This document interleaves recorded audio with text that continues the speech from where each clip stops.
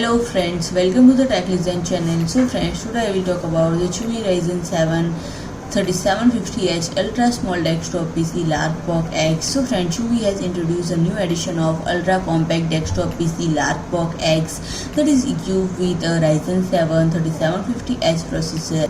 And friend, the CPU is upgraded from the Ryzen 7 3700U installed in previous model to Ryzen 7 3750H, which improves performance. And friend, the Wi-Fi module has also been updated from Intel AC7265, which has a maximum transfer rate of 867 Mbps, to AMD RZ608 Wi-Fi 6, which has a maximum transfer rate of 1.2 Gbps. And friend, DDR4 2400 8GB memory, 256 GB PCI-Express SSD storage, interface HDMI 2.0x1, DisplayPort x 1, USB Type-C x 1, USB 3.0x4, wired LAN x 2, 3.5mm headset jack x 1, and so on other major specifications.